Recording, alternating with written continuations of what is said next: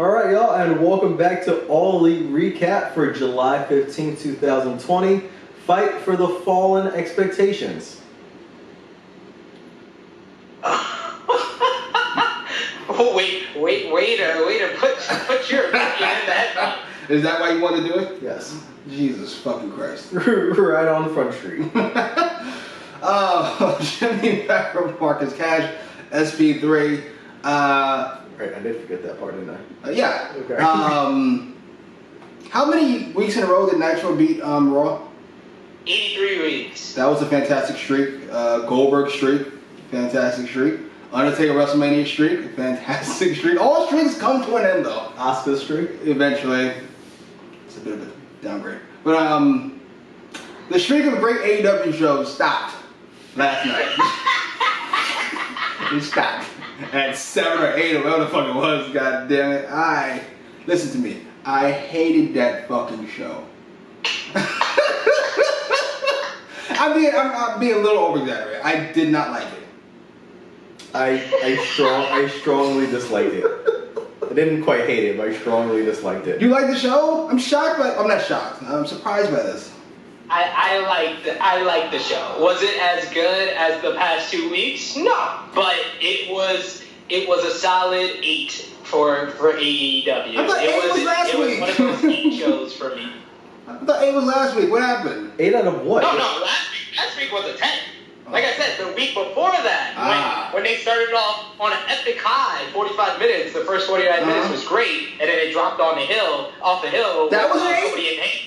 The hill was kind of like midway through Cody's match, right? And then they climbed back up by the 6-man tag where I was out of my seat, and I was just like, this is crazy. And then the post match for that 6-man we'll get to, it tingled me. It tickled me to see one of my favorite characters in recent memory finally show himself for the first time.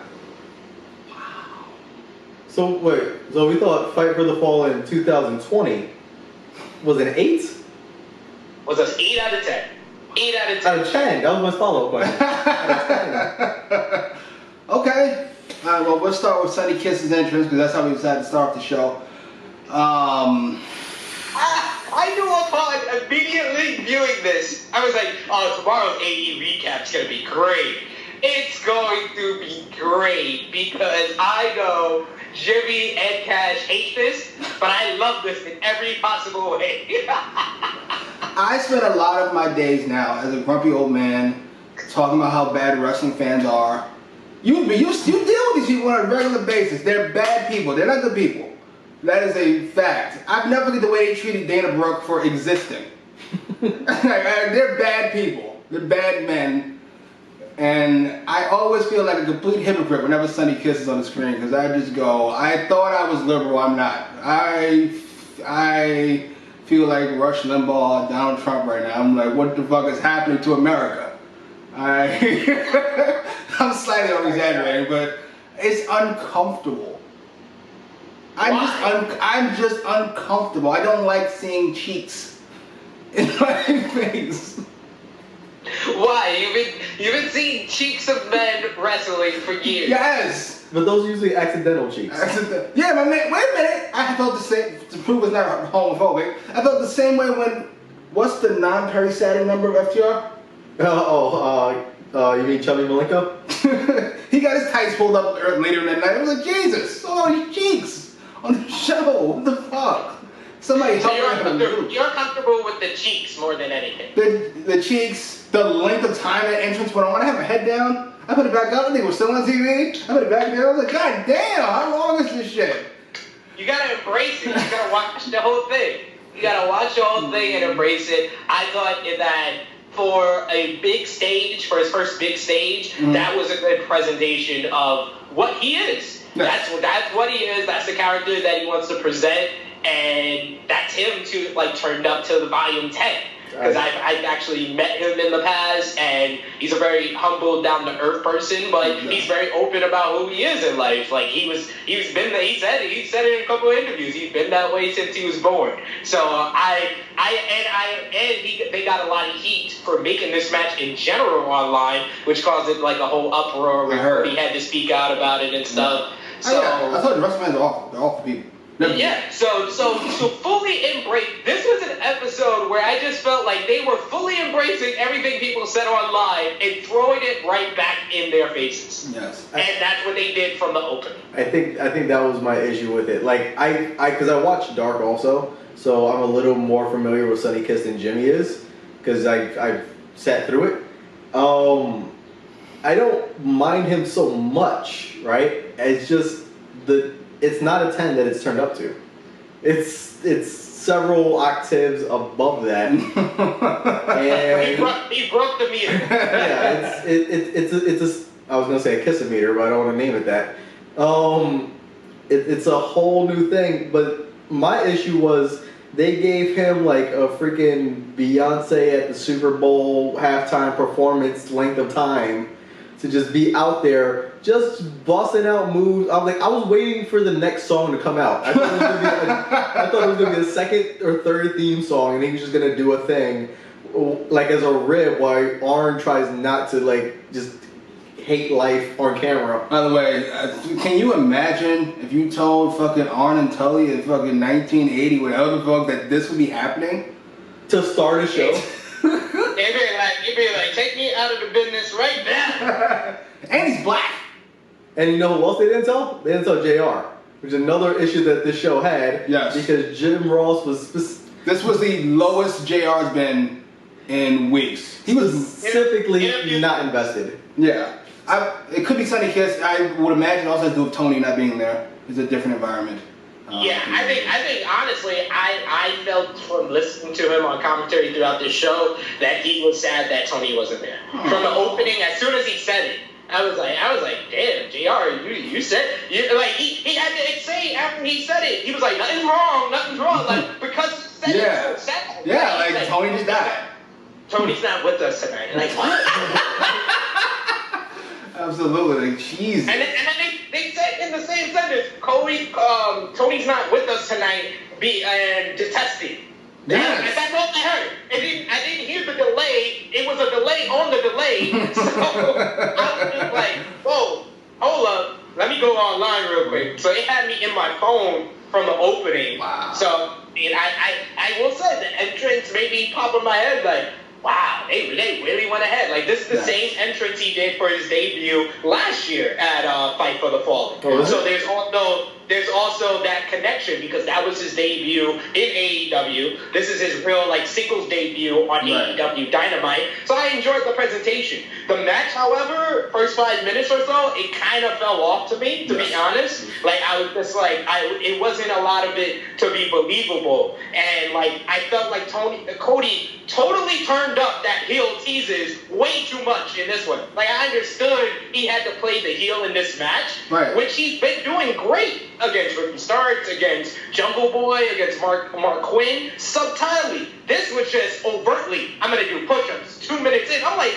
Cody, like, relax. I didn't know what the fuck was going on. You didn't like the match. I liked the match. It was fine. It picked up towards the end. When they really got comfortable in that story of Cody wasn't taking them seriously, I got into the match. Right. That crossroads he hit, that was a mean one, guy. Yeah. If you just do a fucking 2K animation, that would be it. That was clean. I love that fucking move. Yeah. I thought the spot with the push-ups, we initially thought maybe Sonny Kiss got hurt when he got like front suplexed onto the top rope and he was trying to buy some time or something. It looked awkward. Yeah, it did.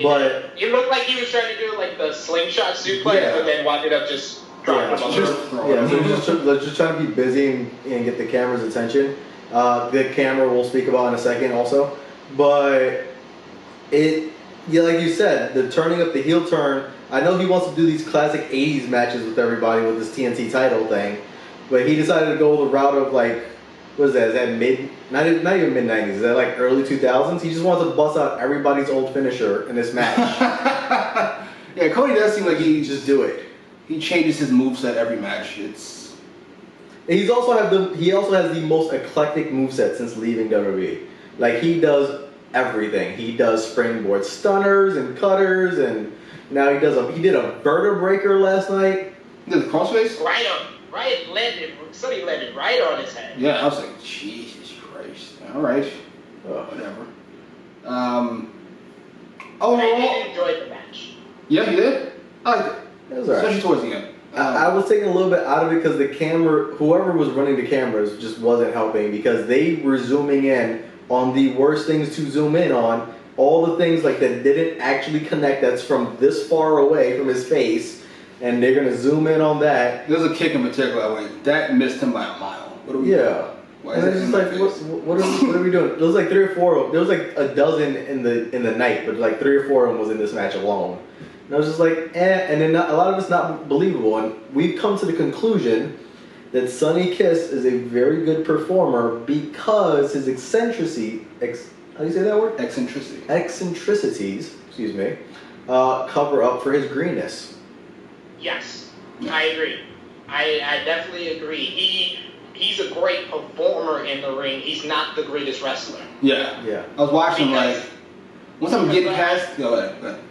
No, I was saying the moment that I really got into the match was the strike exchange. And he Yes. was like saying, come on, I want to fight. That's when I was like, okay, he's like growing in this match. I like it. Yeah, that's probably my favorite part too.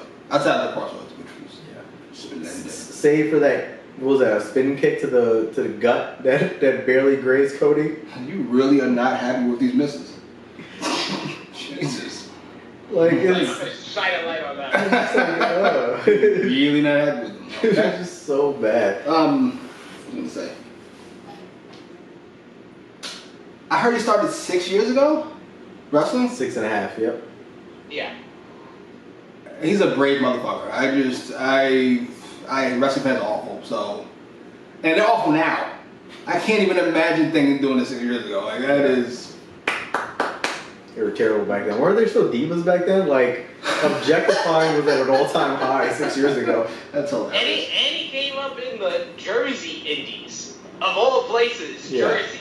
With those type of wrestling fans, like, he deserves a lot of credit for making it this far. Indeed. Fucking incredible. Up next was... FTR. Best match of the night. It was a very good match. I very much enjoyed this match. Thank you. It was once again the juxtaposition between the two teams, where you had the flips of the Lucha Bros versus the fist of FTR, and the flips were the heels. So it made it a fun dynamic. Even though it seemed like the Lucha Bros hadn't had a tag team match in a couple of weeks because they were off on a couple of spots early on. Right. So, but other than that, it was really solid, and I loved the finish. The actual finish of the match? Yeah. Yes. You popped really loud. Yeah. Off his fucking screen. I did. This actually just added to all my feelings about the entirety of this feud. But this is a really good match. I like the match. It proves to me that the FTR is at least...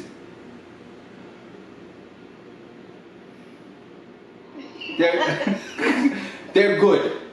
They're good. They're really good when they're being carried by Rey Fenix, but they're really good in the match. Even Perry Saturn is growing on me. As a matter of fact, I think he might be the more valuable of the two. I don't want to say better, but the more valuable of the two. He works. Yeah, he very much comes off like this generation Arn Anderson. Like, the movements in the ring when he's doing certain stuff, if you see him from behind, you're like, shit, Arn came back? Yes. Like, He's got a certain type of real violence to him. He hit Uncle Tio a couple times. I was like, did he just pop this motherfucker around? Hey, jump this nigga. I know those shots. Yeah, I went, oh. That's pretty. I was like, god damn. Fuck him up. Yeah, like Cash can do a lot more things, I feel like, in the ring, but Dax is just that general and that crispness that he has to everything. And I'm saddened that his first couple of weeks that they had that stuff going on with Butcher and the Blade, because it's formed an opinion over here in Purple that they're not as fantastic as they really are. No, see, see, you and I because they're not have agreed upon that they are very good. After that match, He said that match was amazing. There's nobody on planet Earth who thinks that match was amazing. I was amazed. They were fantastic. They weren't. Stop. It was splendid. Stop. I'm not doing this with you. I'm not doing any more recaps with you if you're gonna play a character. I'm not doing it. Not I'm not doing it. There's no way you thought the match was amazing. And if you do, there's no need for me to be here. Because you live on cloud fucking 9. And I don't want to do it. I'm not here for it. I'm not doing gimmicks. I refuse. It's not a gimmick. You do a gimmick on your own. You can think they're amazing for some fucked up reason, but that match was not amazing. It just wasn't. It can't be. That's not how that works. I identified as amazed. All right. See, that's right. If you know they're good, if you know the Lucha Bros are good, what amazed you about that match? What was amazing about it? What was amazing about that? First off, that finish where he just ripped the mask clean off without even a struggle. First off, the finish. Absolutely. That's what we'll start with the amazing things. The last thing that happened. That was amazing. Right. That was my top thing. Right. Enough. Right off the bat. Exactly. What else? Huh? What else? Huh? You say, huh? You can hear, motherfucker. Name the top 3 things that was amazing about the match. If you can't name 3 of them out, this review's gonna be 20 fucking minutes. Alright, I'm not here for this. Anyway. Right. Enough. No more gimmicks. Fantastic match. This is my last one. I'm sorry, you're like a brother to me, and I'm glad you're coming up. The writing and the fucking podcast, man, you keep doing your thing. I'm out. I'm tapping. I'm not. You think the bullshit, too. You really never watched? Nope. Hey, Jimmy, AEW coming up. I don't give a fuck. That nothing to do with me no more. I'm out. I cannot. I'm out. I can't enjoy it? You can't be bullshitting on the fucking camera. Not We're on bullshit. camera. My reputation's on the line, too, guys. It's not bullshit. You know when you thought that match was amazing? We're really going to spend 40 minutes arguing whether the match is amazing? I was very entertained. There you go! Thank you! Throw this fucking... I think I could lift this couch up. I think I could if I wanted to. Hyperbole at his best. I swear, I said Marcus Cash and Romeo are having a competition for hyperbole on this channel. Jesus fucking Christ. Why? They already clicked. There's no need to fucking keep going. They clicked on you and they're listening to you. There's no need to be ridiculous. It's entertaining. I forget what was the next match. No, we can't go to the next match because I hated what happened after the fucking match. Oh yes. I loved what happened after the match. No. I loved it. They flipped the trigger. They flipped the B trigger. They flipped it. The cleaner is coming back. We will talk about it more when we get to this 6-man. But the thing we've been wanting more than anything since our Revolution review together is heel Kenny Omega.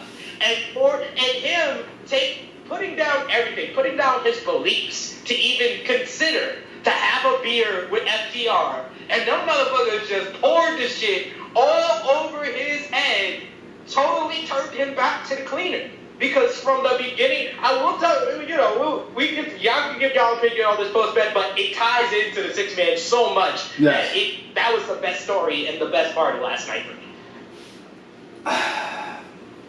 I do mostly disagree.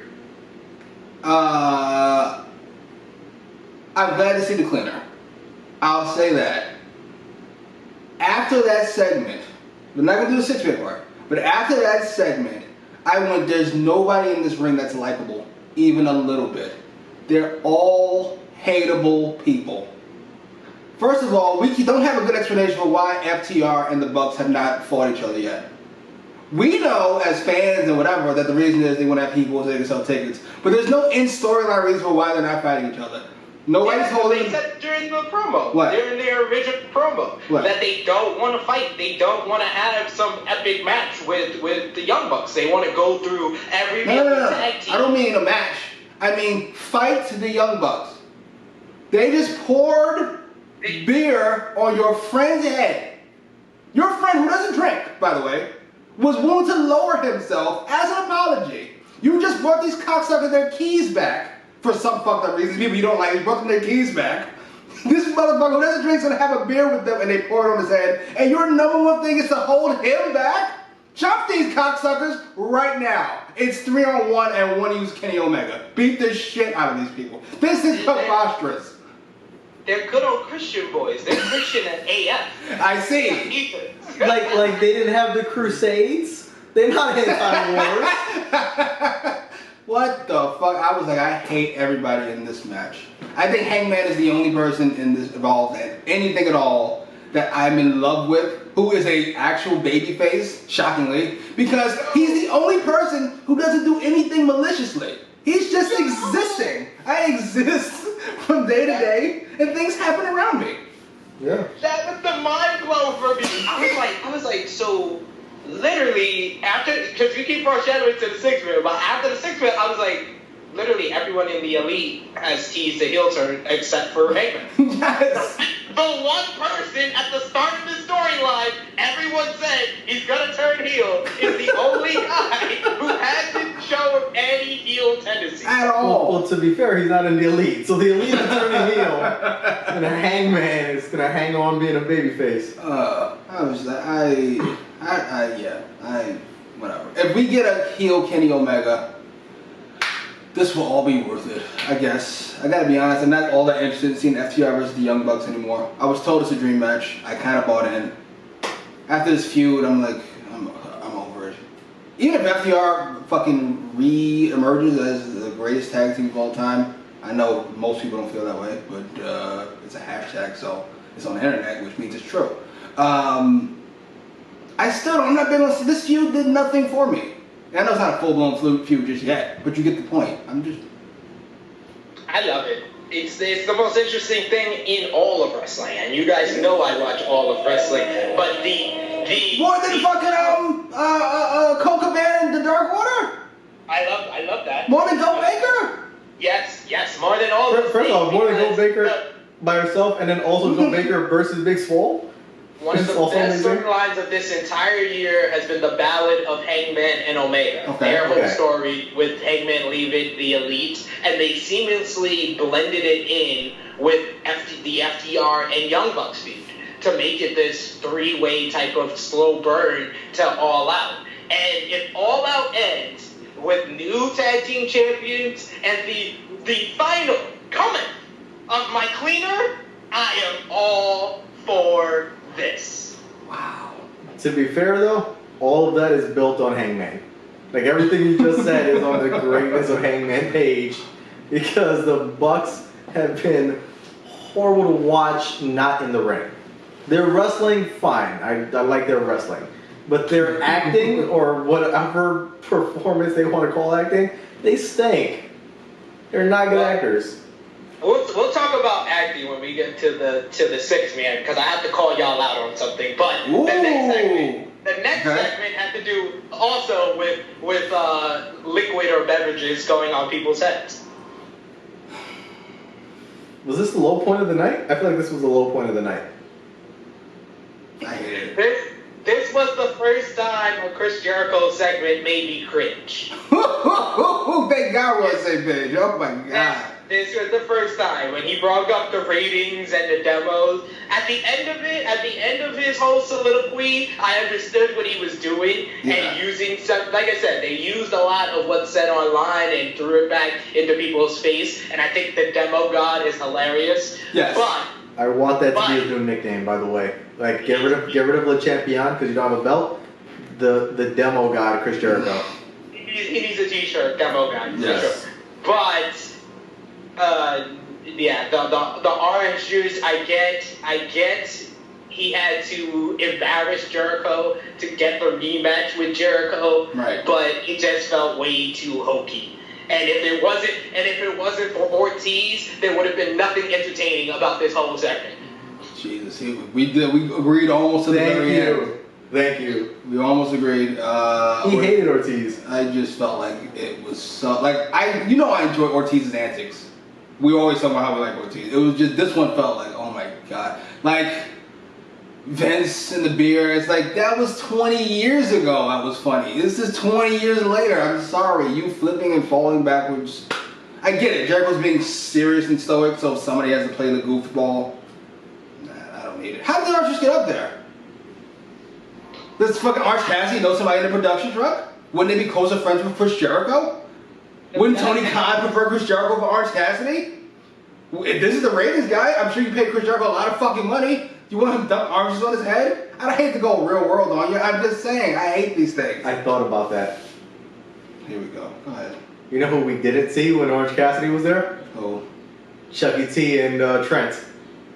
Oh my god. They were up there. They were up there juicing those oranges. Don't you. That was the best explanation I saw online. Is that the best friends set that up for him, and that does fall in line with their character. It's just Orange Cassidy is the coolest guy in the room, and this was so not cool. Not cool. And yeah. Ortiz saved it because of the continuality. He couldn't swim at Double or Nothing. Oh, stop it! Oh my god! So when the orange juice fell on him, he was triggered, and he I loved it. I love what they like I said last week, they reward you for paying attention. I love that explanation. I know it's so far beyond ridiculous, but I love that explanation.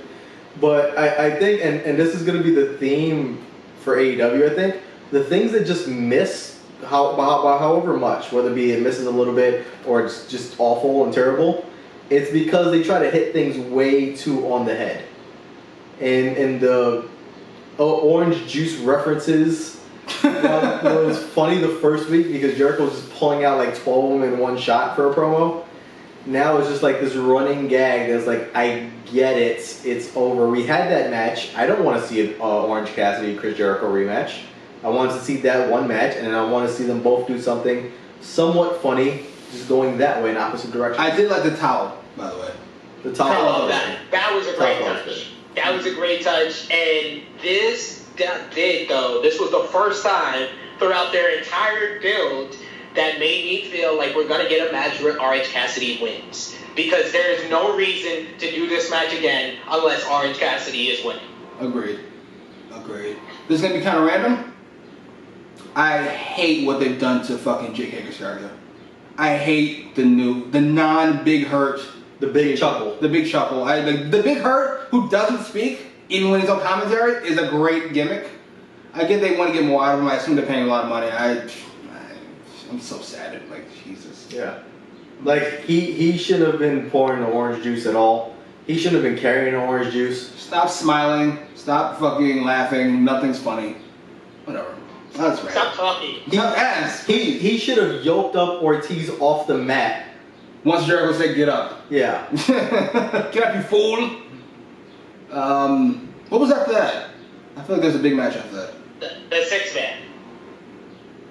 What did you think of the match? I thought the match told a nice story. Stop tap dancing, say, goddammit. Say what you think. What did you think with the match? I loved it. That was the best match of the night. Wow! I will take that back because I probably like the main event a little bit more. But the six-man tag forward for after the match, I was like, this is the match of the night because it was exactly what it needed to be. It was going to be a spot fest. It was going to be all over the place. And it needed to elevate the members of the Jurassic Express that they want to elevate, which is Luchasaurus, who dominated the Elite on his own during his hot tag, and he proved once again he's one of the best hot tags in the business. Jungle Boy going toe for toe with, like I said, and he proved once again in this match, the second most athletic guy in AEW, Nick Jackson, him going toe for toe with him at the beginning really set the tone for what this match was going to be. And the Doomsday Destroyer, I loved it. It looked cool. It may have took a little bit choreographic to get there, but I enjoyed the sight of the actual move. Mm-hmm. And then the finish and the post-match shot this up for me. You said choreographed, which is a great word. That's what this match felt like, entirely too much. There was a lot of choreography. It was a lot of... I'm not Mark, so I don't think about Jim Cornette all that much. But this match, that was all that was going through my fucking head, was he's having a heart attack watching this fucking match as they pull out dance spots. It's like, Jesus. Highlighted by a couple things in particular. One, was it Luchasaurus that was going to fly over the top rope? No, he's outside. Luchasaurus is hugging two of his opponents, standing upright, not even doubled over. waiting for Omega to do his run to the rope, to run to the other rope, to run over the top. Why does he do that, by the way? Is it purely momentum? He looks like he's athletic enough to just do it without all the extra stuff. I know he's got a big ass upper body, but he feels like he could just do it. Yeah. He's going up speed. It's like a lot of Omega's, like, even his wrestling moves is video game references. You know, in video games, yes. you have to put up the turbo. You have to go back and forth where you can actually shut up. So that's where it goes back to. But they had that spot. The Destroyer, which would have been a decent spot if it wasn't a week after the best Canadian Destroyer I've ever seen from Ray Phoenix last week. Yes. So maybe not do that. They had another ridiculous spot. But in general, Marco's stunt just upsets me to my core. Yes. Yes. like how Jimmy feels about Sonny Kiss's ass cheeks. I feel about Marco Stunt's face and jegging and leggings. I did turn the corner and said, oh, not Sonny, because Jesus. Not on his ass cheeks either, but on Marco Stunt. Because it felt like they were doing the Marco Stunt stuff, and then something awful would happen to him because of it, which I thoroughly enjoyed. Yeah. I think, is it Nick Jackson that kicked him in the side of the head? He kicked him right in the head. I was like, that's a great spot. That was the spot of the night, quite correctly. No. Well, second. What was the spot? Well, no, it wasn't the spot of this match. Second spot of the night. No, not the kick. It was the kick in the head. What was the spot of the night? The V trigger to the head after the V trigger to Luchasaurus. Dude, that was it. That was it. Fucking Luchasaurus protecting Marco Stunt, and then fucking Kenny Omega going, fuck it, y'all both get it, goddammit. Yeah. He hits Luchasaurus, and he goes, I love this finish because the finish showed you what was gonna happen in the post match, and then the little just him doing that, then the vicious way he gave him the 1 week debut. Yes. Stiff this one right on this nigga's small ass neck. Like I was like, damn. That was purposeful. Yeah, so because Marco Stunt decided he wanted to try to get a 2 count on Kenny Omega, which, by the way, if they said Jim Cornette was dead today, it would be because Marco Stunt got a 2 count on Kenny Omega, of all people. That was a great near fall. If you're not a Marco Stunt fan, you were scared. If you wanted the Elite to win, you were scared right there. That was a good near fall because they had you fooled. I didn't think he was ever gonna get that win, but my blood pressure shot up at the annoyance that they would entertain the idea of Marco Stunt ever being competitive against the best wrestler in the world, Kenny Omega. I like. Nothing competitive. It took 2 other guys to help him to be somewhat competitive. They didn't hold Marco Stunt down on top of Kenny Omega to get 2. The fact that the count got up to 2 and not up to 1. That's why I enjoyed the story of this match because and I can't say that this match was just all spots and choreographed spots. It had a story to it. Omega, and that's why I love, this might have been one of Chris Jericho's best performances on commentary because he added so much to this with him mentioning, oh, this is like Omega in Japan. Whenever he wears a t-shirt, he's not taking his competition seriously. Because that was the whole gimmick in New Japan. If it was a house show, if it was a tag match, Omega wore a t-shirt, didn't take stuff seriously. He would do his little sweet cleaner entrance. Like, he would never take that shit seriously. And that's why I said the pouring of the beer on his head was like a flip of the trigger. He went back to New Japan. And then the ending of this match, that whole little moment of him just going over to Marco, and it looks like he's about to pick him up. And then he looks at the camera and he just goes, I was like, yes! That was fun. And then this is what I have to call y'all on. Okay. He showed so much acting range in this couple of minutes. He showed so much acting range for a person y'all said had no acting talent. No, that's not the criticism. The criticism is all acting. That's the problem. It's all. Sometimes it's over the top, but here he just had the emotion right, and then the little conversation with Luchasaurus after the match. Oh, it's a match. That was after the match. I was like, Did he have a psychotic break? Like, this is awesome. That's what it felt like. It felt like a psychotic break to go back to that personality. I would have liked him to beat on Marco Stunt and then just take off and just leave instead of like trying to like explain whatever. But because while that does nothing negative to the elites, Luchasaurus, who we just stated was beating on the elite by himself for a few minutes, 10 minutes ago in the match. Right. He's being held at bay and calm. I don't think so, though. I don't think he was being held at bay. I feel like he was protecting Marco Stunt. He was in protective mode instead of attack mode. Yeah.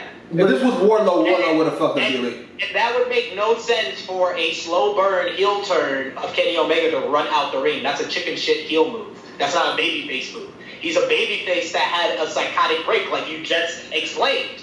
And so when his friends took him off of Marco, he was like, what happened? Like he was like confused about what he did. Like he showed everything. Like commentary didn't have to hit us over the head with everything because he perfectly acted out everything. Everybody played their role perfectly in that situation, and that's why it was great. And it was so great because he didn't see what we saw with FTR sharing a drink with Hangman at the bar. So that might even drive him further into the psychotic break.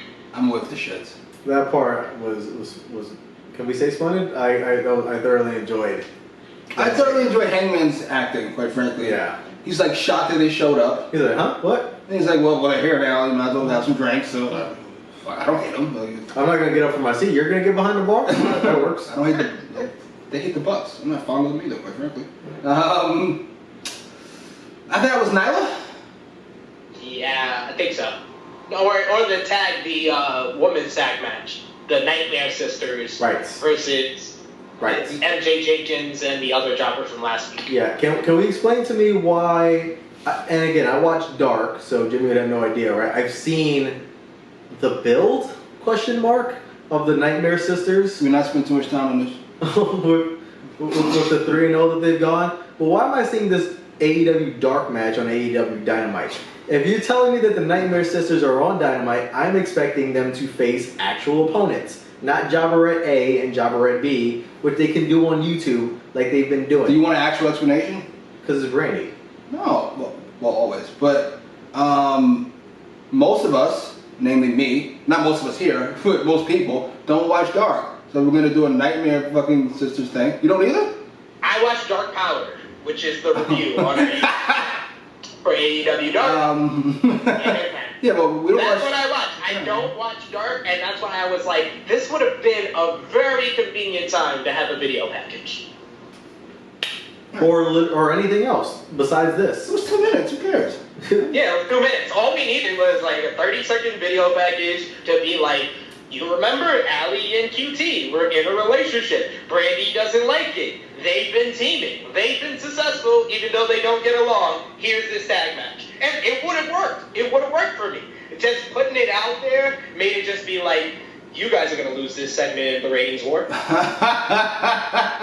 I think Cody has an overinflated sense of his family's worth. There's you and there's your dad, and that's the end of it. I'm sorry.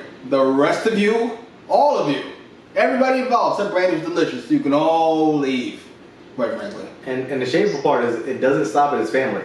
Because his closest friend, like QT Marshall, and What's Cody's team name? Nightmare Family. The Nightmare Family, yeah.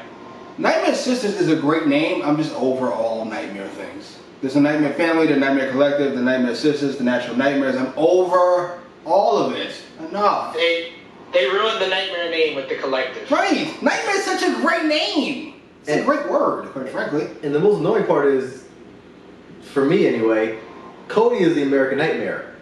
You shouldn't have Nightmare off-brands. Like, the Natural Nightmare should not... I agree, ever. Yeah, like, if Cody's not in that tag team, you're not the Natural Nightmares because neither one of you is the Nightmare. Oh, Jesus. You need to be that specific, but... He's very specific.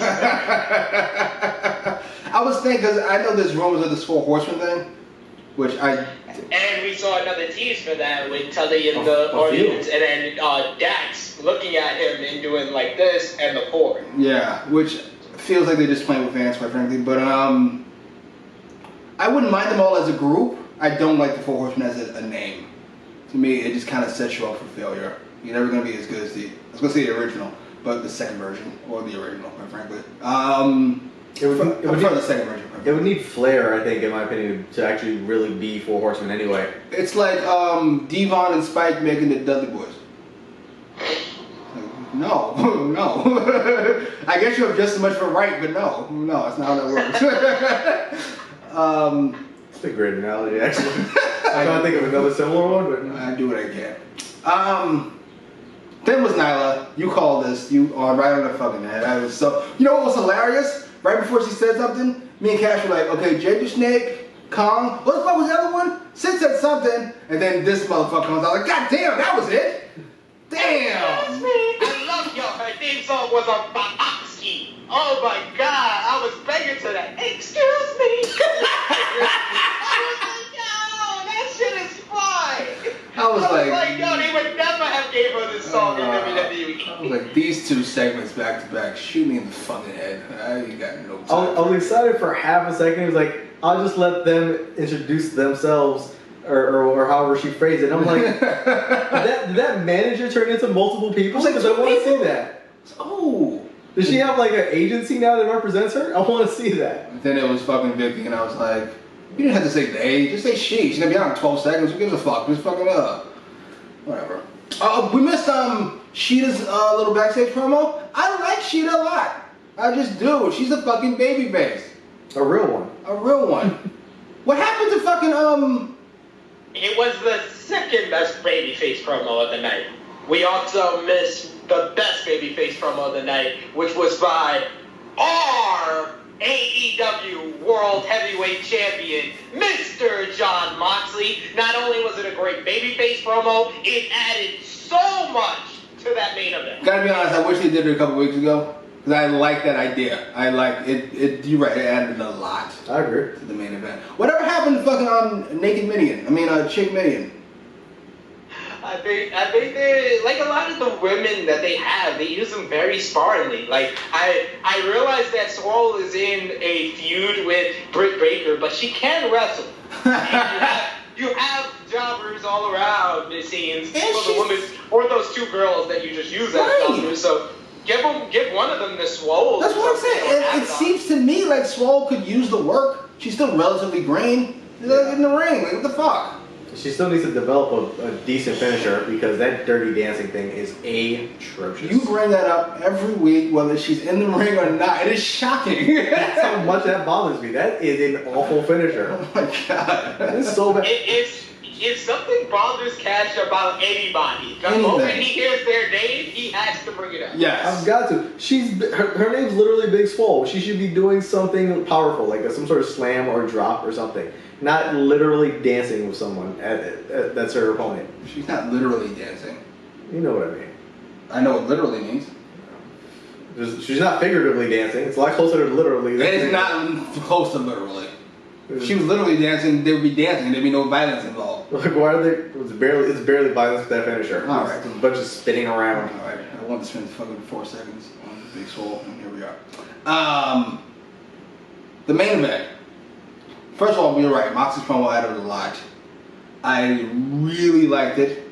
I said before, Brian Cage and Taz brought the best out of Jon Moxley. And if we combine it with the fucking Mr. Brody feud, this has been one of his better runs. You know, he's missed it for 2 weeks, but still. I love the match. I'm not sure if he just didn't fucking you call that when you fucking look bigger after you do something for a few seconds? Pump. I don't know if he just didn't get a pump this week, but Moxley looked really small. It might be because he was next to fucking Brian Cage, because that shit was shocking once he took his shirt. I was like, oh my god, that's a gigantic man, and you are fucked, Moxley. And it was I love that match. I love the bicep, I love the arm, I love the violence, I love the referee, let it go. I love the commentary. Fucking, especially at the end, you talk about fucking Chris Jericho earlier. Chris Jericho was good in this one too. As for JR, he came through at the end. I like that thing about this match. He added a lot to the near fall on the paradigm shift. Yes. Like he was like, "That's the move that beat me." Like Wow, Jericho. I was like, that just one little line added so much to this match. Yes. And like Taz was great as the manager on the outside and being concerned about the work on the arm and just the psychology baseness of this in comparison to the spot fest that we saw on Jurassic Express versus the Elite made this stand out even more because the match was all about the torn bicep. That's all the match was really about, and it was about Moxley wearing it down, and then the finish was the one finish we didn't think of, but it was perfect because it added so much to Taz. Like Taz cares about Cage. Like it's not just or he cares about his investment at least. Yes. And I thought JR did fantastic with that. Like he can't afford to be out another 5 months. Yeah. You throw in a towel. 10 months within a year. Yeah, Taz doing the right thing. And then Jericho giving JR props on the explanation. I was just like, that works. It was fantastic. And even the hesitation that Taz had, right? Yeah, like because he's a badass and he's a monster, he's a machine. He can work out of it. But yeah. He can work out of it. Can he work out of it? All right. They did it perfectly because Moxley did the armbar in 3 different ways. Yes. Like every time it looked like Cage was about to get out, he would switch it up to another one. And then that last one where he's just looking at him. Yes. It would fit Moxley's character. It fit Taz's reaction, which was, I think he's fucked. And I like him being kind of, as a wrestler, he's going to give his guy a little more leeway to get out of it. Yeah. Like, I'm going to give him a shot. And he just couldn't. I love the aftermath too of Cage trying to get back. Obviously the Darby Allin thing, which we all kind of predicted, but not after the match. We were hoping for an out versus just a pop up. Well, we thought of it as a WWE finish. Yes. WWE is going to have the distraction finish lead to the whole finish, where they've been very protective of their title matches. I agree. And not doing that. The only one that really had openly interfered, well, there's 2 that's really had open interference, and that was the Darby Allin, that was protect Darby Allin against Jericho. Right. And then the Revolution one was for Moxley to overcome all the interference. Yeah. So they've done it perfectly within their title matches and adding that. I think it adds a lot. Prestige to the title. I love that Cage would not let it go. I love how he was a little mad at Taz at first, but mostly mad at more Moxley and Darby. I like that idea. I felt like this is what Archer needed. This is what Mr. Brody needed even, though he's picked himself back up. Cage to me didn't lose anything, which I thought he would if he lost his match, but he did. Yeah, I think a little bit. Solid. My match, I'm with you. This is my match of the night. Yeah. This is my match of the night. I gotta give it to this one. This was just a great story, and this was probably Jon Moxley's best performance in AEW so far. This is everything I thought the match with Hager was going to be, quite frankly. A little disappointed. Not letting that go at all. That's a shame. That's a fucking shame. They built it up. Listen, as much build-up as this match got, I didn't forget all the build-up that Hager match got. They brought in everybody to talk about that fucking match, and that, all the actual MMA people. I mean, to me, that was always an odd fit for a match anyway, Hager and Moxley. Did you like this match? I did like this match. I like this match very much. It's still not my match of the night, but... What was the match in it? Oh. But very solid, very strong World Championship match. Look at how fucking rational he is now. Very strong, very solid. It's amazing.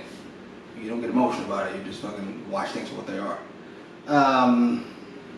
But yeah, now that I've told you about it, it doesn't sound like I hated the show as much as I did, but I did. No. I did. Yeah, like overall in a vacuum, it was like what, 2 matches that at least that I enjoyed. I'm not sure if you agree with me on the tag match. You thought it was just good. The FTR match? Yeah. It was a good match. I have the second best match in the night. Yeah. It was like 2.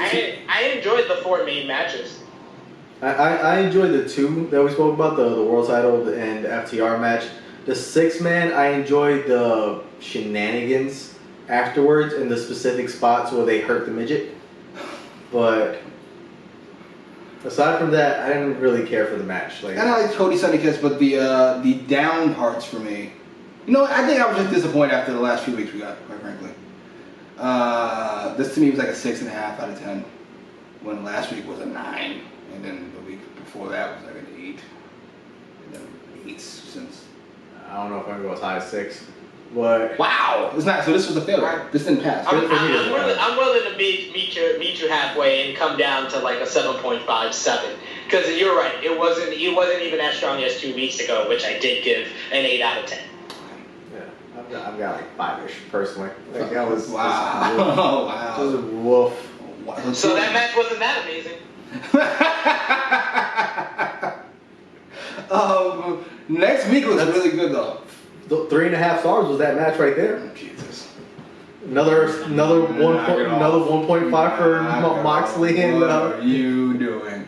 3.5 is not what we call amazing. 3.5 points and then 1.5 points. That's 5 for the show. Next week looks really good. All the cards look really good recently. Cody's defending the belt. When are we getting the gold belt? By the way, Cody doesn't want it. I don't watch WWE. I did see the United States Championship. That shit is clean. I don't give a fuck with nobody say that faceplate. That's clean as shit. I love that belt. It looked like belt. a Dipset piece. Right? Oh shit, that's why I like it. That shit's clean, boy. I love that belt. I don't even know what the fuck I just love that belt. I saw a fan art. Somebody put blue behind the stars. I like that a little bit better, but in general, that's one of the best titles they've come out with in a long. I said it's my third favorite WWE belt I've ever seen. First one is the I don't know what it's called. It's the circular 2000 WWF title when Triple H fucking Rock threw back and forth for like 6 months, and then the undisputed. I love that one. That's the Big Eagle. Yeah, the Big Eagle, and then the undisputed championship, the Lesnar belt I call it. That's my second favorite. This one, man, this one's right behind it. I love this belt. I would. And the big gold belt. Let's not be blasphemous. Yeah. The big gold belt. I was gonna say that. I was like, I would put your 2 at like 3 and 4, and then my 1 and 2 would be the winged eagle, Bret Hart trade. Yeah, you too. Just fucking winged eagle. And the big gold belt, because that was the first belt like I was really introduced to the winged eagle. No, it's nostalgic. There's a difference. You guys are going on nostalgia. I don't care if it's the first belt you saw. It's actually I think it might be the reason I like the fucking 99 belt. I just like the Winged Eagle. Winged Eagle, big gold belts, this U.S. title, well, undisputed title, number 3. This U.S. title, I think, might be 4 or maybe 5. Yeah, Cody needs to stop being a bitch and get the gold belt. That shit is much better. Yeah. I don't know who we fight next week. I hope they. Any rumors, Sid? Let's say you're an insider now. Who do we got? I haven't heard any rumors too much. I know NWA, they just had their TV champion Ziggy Dice. I know he just left the company, so he could be an option out there. Hey. I know all the WWE Release Talent this week that got released on Black Wednesday earlier this year because of the whole pandemic. They're all free agents now. Wow. Because their 3 months is up. 2 points on what you brought up. I heard NWA actually might be folding altogether, from what I'm hearing. And then also, are we going to see Matt Cardona? I feel like that's like the leading option.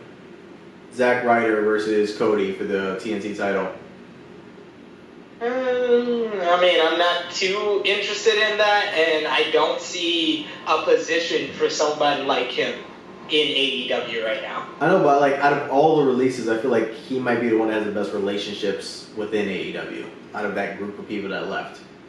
Yeah, I mean, probably so, but the person that would make the most impact is Rusev. But he can't come right now. No, he's out indefinitely. What else is on the card? Is it the Bucks versus Blade and Butcher? In a Falls Count Anywhere match, we got. I like that match. I think it's 5 versus Hangman Page, so we may be on our way to the Dark Order against Hangman and Omega finally. I'm with that. We got and that ties in being 2 things from Being the Elite, where Being the Elite a couple of weeks ago, Hangman Page revealed that back in December when everybody was saying, oh, what if Hangman Page is the Gozalti winner? What if Hangman Page joins the Dark Order because he's losing? He revealed that he did call the Dark Order number. He told Mr. Brody that, but he said no one got back to him. So Mr. Brody just snapped on his underlings and beat and beat the shit out of them because he's all surrounded by incompetent underlings. To the point, if you notice on the crowd, they got this guy in the front row that has these really long brown hair, and he's like kind of muscular and tall. He looks like a little bit Brawler Jungle Boy. Mm-hmm. They told this week on BT, they told Mr. Brody, "Oh, we got Jungle Boy. He's in the room drinking the Kool-Aid. We got him. And then he comes in and he's got his back turned, and then he turns around and the guy's name is Griff Garrison. He was like, "This is not Jungle. You brought me Griff Garrison?" He was like, he just gets in his new gimmick is he throws a wad of paper in their face, like, "You idiot!" I love that.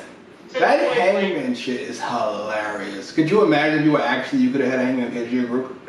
But your underlings fucked it up? That is hilarious. That is actually splendid. I might watch that. That's hilarious. And then they also tied in the fact that Colt Cabana on being the Elite, his whole gimmick on being the Elite has been getting under the skin of Kenny Omega. And over the last couple of weeks, he's been trying to still get under his skin. And one week it was the Young Bucks, this week it was Hangman that stopped him. And he was like, yeah, I don't think you want to do that. Yeah, Kenny's not the same. And then the Young Bucks were telling him, yeah, he's going to bring back that character, the washer, the laundry man. He was like, you mean the cleaner? He's like, yeah, that one. Yeah. You don't want to mess with him. I told you. They reference everything. Cash had a theory that they should just ignore. FTR and Young Bucks should have ignored each other when they first came to AEW. I'm like, the Bucks acknowledge never cross paths. Everything that's ever happened in anybody's life ever. Like, it's just, that's not going to happen. There's more to call. Oh, these two chicks who I've never heard of fighting. Yeah, we have Diamante who wrestles on Dark. What do we call it? Strong Jaw, I think is the name of the and she's going up against Firecrotch, Wwe Release. Well, Diamante used to be a part of LAX with Santana and Ortiz in Impact Wrestling. I can see that, and you didn't. I've never seen it. You've said, yep, it looks right. Yep. And Wwe Release was a part of the Tough Enough season hosted by Stone Cold Steve Austin. She was also a part of Lucha Underground and was their first ever Trios champion. Part of their first Trios champions. We definitely didn't see that. So Firecrotch wins this match, I assume? I think so. She's the I would say the better of the two. Even though Diamante, she has talent as well. She works with Battle Club Pro, one of our promotions out here. But I think that Wwe Release is a bigger grab for AEW. Plus, they've been having Diamante lose these enhancement matches on Dark versus Wwe Release has the clean slate. I think, I know Wwe Release was there. Was it like All In or All Out or one of the first shows? Double or Nothing, I believe. No, All Out last year. I think she was a part of the Casino Battle Royal. Yeah. So, they've seen her, so AEW fans would know the name, but she doesn't have, the stain of losing to her. True. And there's another match. I can't remember what it is. Drunk blank. Fuck it. Jurassic Express versus Jericho and Hager. Yes. Which I'm very happy to see.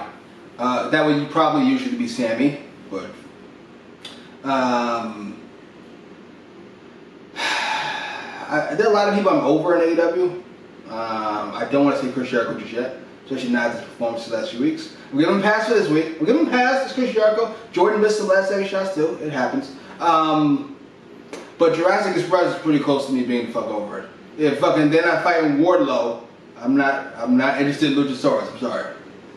I don't give a fuck. Oh, that's what it is. MJF and Wardlow will be there. They will be in the ring. I don't remember if they're fighting anybody. They didn't mention who they're fighting, but they're going to be in action. Yes. And we might hear him finally mention Moxley.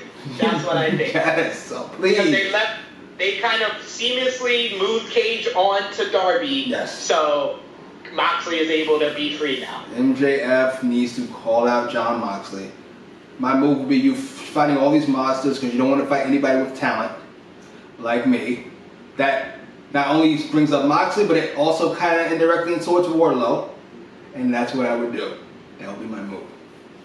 I'm with the shit. Great move. I'm so glad you brought that out. I'm so hyped now.